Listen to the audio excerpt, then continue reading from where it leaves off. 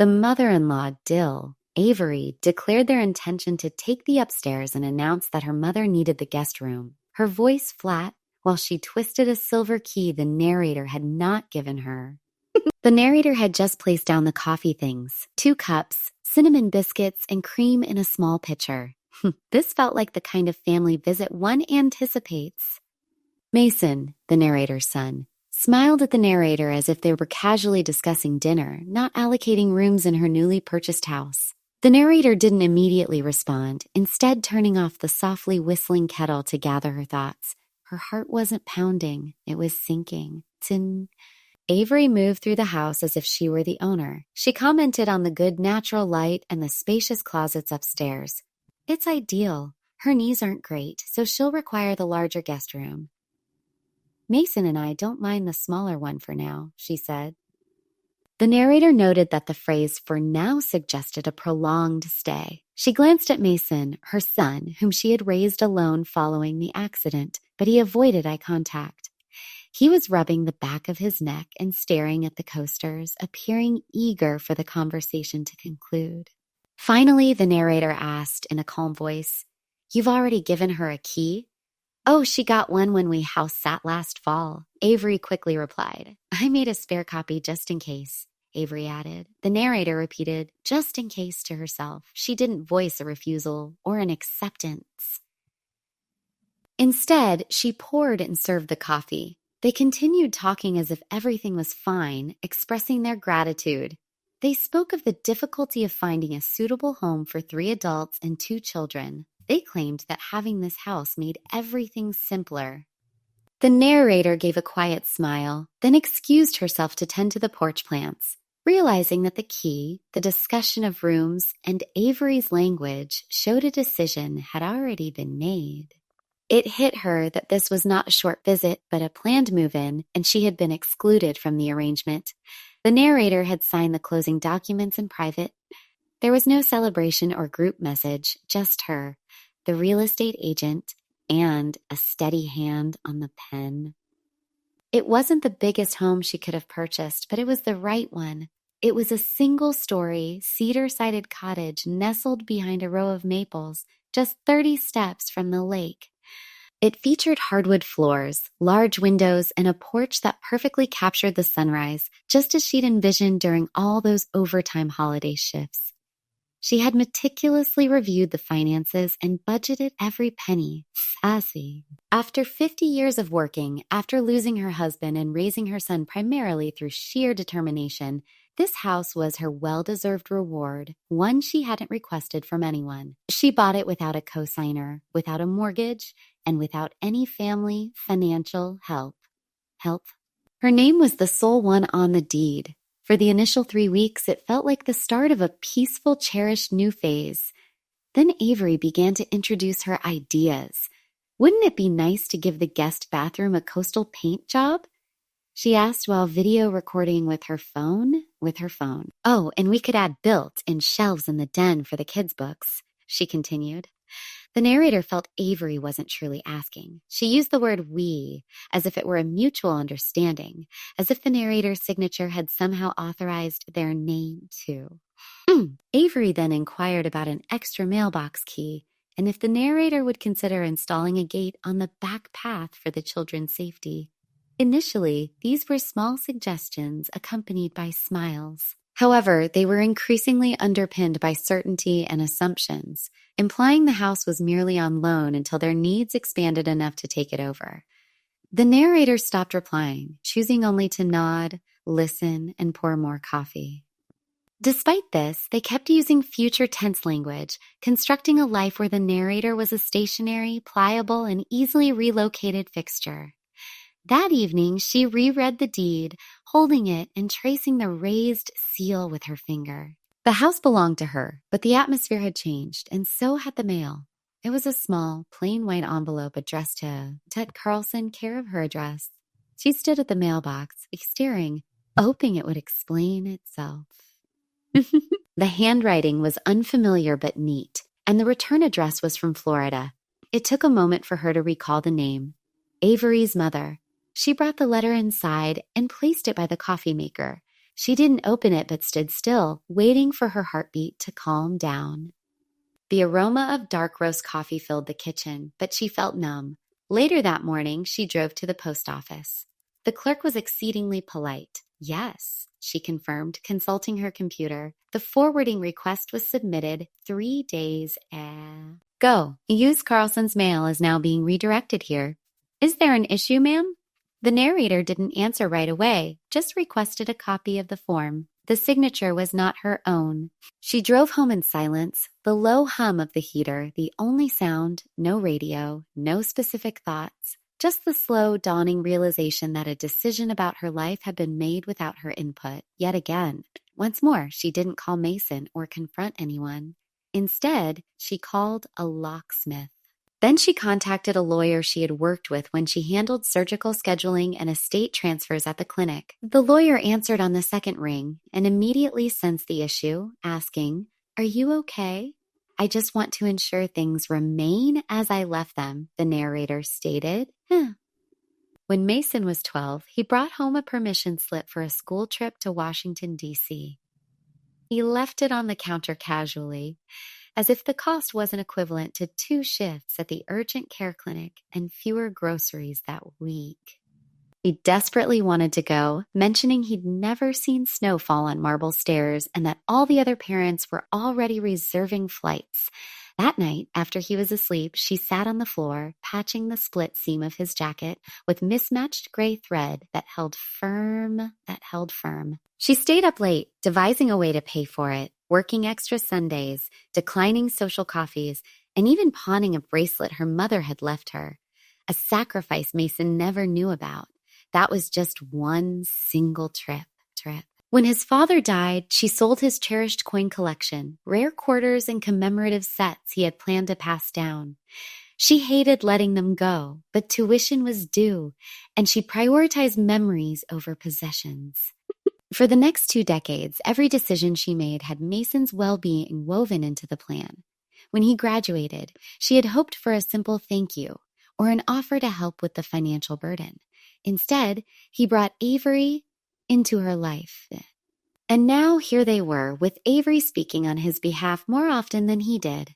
When Avery proposed things like new curtains, different paint, or a second vehicle, Mason would agree readily, as if these decisions came at no cost. During their last visit, she offered him coffee, but he mentioned he had switched to green smoothies. Avery joked, "We're trying to keep him alive longer than his father, right?" He didn't even look at the narrator. Holding the mug she had saved from his college bookstore, she realized how distant he had become, not just from her, but from understanding the true weight of her sacrifices. The mail was not the first warning sign, but it was the one she finally decided to address. Avery had described the upcoming gathering as just a casual dinner, nothing fancy, simply family time. The narrator brought a homemade pie, still warm, as was her custom. Mason greeted her, kissed her cheek, and accepted the dish as if it were an offering. Their kitchen was scented with lemon and garlic. The children ran around barefoot, soft music played, and Avery wore the special smile she reserved for guests and social media. They sat at the table, Avery at the head, Mason beside her, and the narrator near the window. Avery poured wine before the narrator could even request water, and she noticed there were only 3 complete place settings. Once the children were settled with pasta in the other room, Avery stood and tapped her glass. "I just want to express how fortunate we are," she began, raising her voice to ensure the narrator heard every word. "Not everyone gets the opportunity to live in a multi-generational home. It truly is a gift, especially for our children to grow up with the wisdom of their elders under the same roof." Mason nodded, chewing his food as if the speech were prearranged. "And with your health still good," he added, "we know you'll flourish with company. Older people need companionship." The narrator looked at the wine glass. She never received the water she wanted. "We've already begun making some room," Avery continued. "Mom is excited to be close to the lake. She will be moving her belongings and gradually. No rush, just settling," she said, using the word settling as if referring to something natural like fog or dust or her permanent resident. The narrator didn't interrupt or ask questions, simply listening and registering every word, assumption, and timeline they presented, as though she had already agreed to their plan. When the dinner concluded, she helped clear the dishes. Avery returned the empty pie plate to the inn. Everyone loved it, Avery said sweetly. The narrator smiled and carried the empty dish to her car like a precious artifact. She realized they thought she was pliable, easily managed, and accommodating, but she had a schedule, a lawyer, and no intention of becoming anyone's silent acceptance. The next development came on a Thursday afternoon, right after she had finished watering the porch ferns. Her phone vibrated with an unfamiliar group text message. The preview, Avery C. Her house will need a refresh once we're fully in, caught her attention. She opened it, assuming it was a mistake, but realized it was simply the kind of mistake Avery wouldn't want to admit. The thread included 4 other names. She recognized Avery's sister and a cousin she remembered from a Thanksgiving conversation. She scrolled through the messages and paused at the next one. Kristen L. Does she even know yet? Avery C. replied, not officially, but she'll adjust. Then Marina P. She doesn't strike me as the type to put up a fight. The rest of the thread discussed paint choices, furniture arrangement, and how they would finally have breathing room. One message jested about turning the narrator's reading nook into a yoga corner. Another asked if the garage could be used for storage.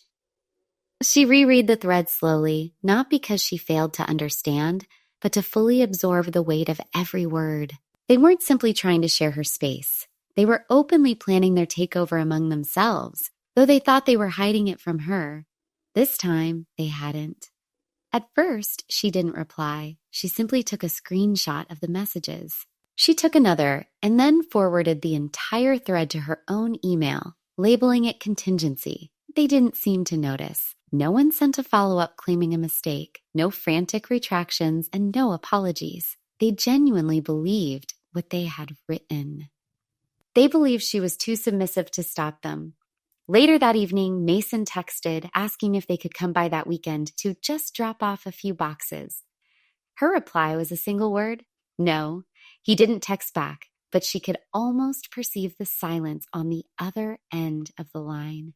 They had disregarded her, and now she was counting down the days. He arrived at the driveway at 6:42 a.m., exactly on schedule. She had chosen the earliest possible appointment to minimize the chance of being seen or having second thoughts. He got out with a small toolbox and a clipboard, and she met him at the door with a cup of black coffee and quiet determination. A full lock chain, she instructed. Every entrance, including the garage. He nodded and got to work without asking questions. As he worked around the house, she retrieved the small metal box near the door where spare keys had been kept and took out the last copy Avery had made, which was marked with red tape. Avery had claimed it was just in case someone forgot theirs. The narrator dropped it in the trash. She logged into the garage panel to reset the access code and printed an updated guest list for the security system, with only her name remaining. By the time the locksmith was finished, the sun had fully risen, spilling light across the porch as if nothing significant had occurred. Yet everything had changed. He handed her 4 new keys. She took them all and put them in a drawer, with one key hidden behind old tax documents and the deed. It was a place no one but her would look. There was no anger, no shouting, just a clarity they had never expected her to possess. She went back inside, brewed fresh coffee, and sat in her preferred spot by the lake view window. The lake surface was calm and the reflection clear. She had envisioned this view for years and worked too hard to let others decide who got to enjoy it. By 9 o'clock, she had deleted the old group thread and created a new file on her computer titled Contingency Actions, Executed. Then she put the deed back into its folder, locked the metal box, and waited for the sound of tires on the gravel driveway. She saw them approach before they reached the steps. 3 people, 2 rolling suitcases, a garment bag, and the self-assured stride Avery always displayed when she believed she could dictate reality. Mason walked behind them, eyes downcast, carrying a duffel bag. Avery didn't bother to knock. She walked directly to the door and tried her key, turning it once, then again, to no effect. She pulled it out, frowned, and attempted the doorknob, which didn't turn. She glanced at Mason, then tried the key once more, this time with more force, as if hoping the door would suddenly yield.